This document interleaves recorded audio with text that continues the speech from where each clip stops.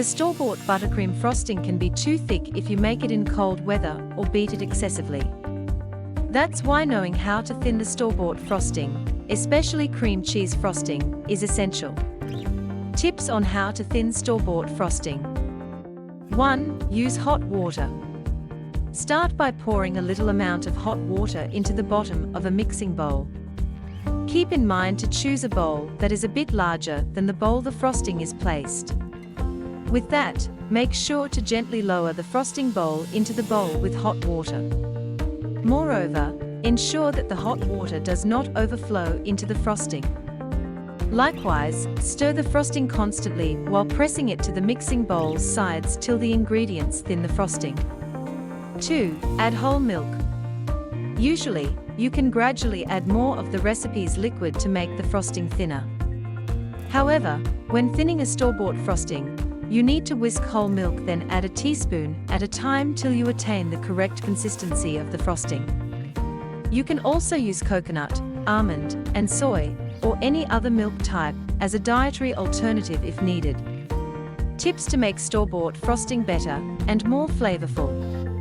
Add cream cheese. Doing this will give it a creamy flavor.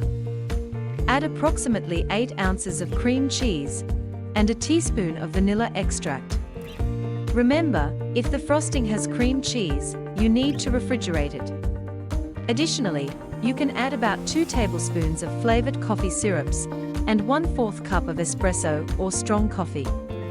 You can also put almond, lemon, peppermint, orange, or any other extract that suits the recipe you are using for your cake or cupcake.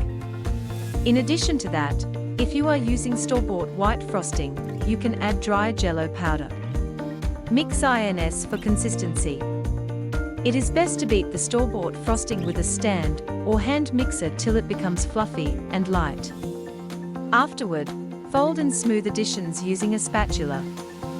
With that, stir in half to a cup of sprinkles, toffee bits, chopped nuts, sweetened flaked coconut, or chocolate chips as mix ins for texture.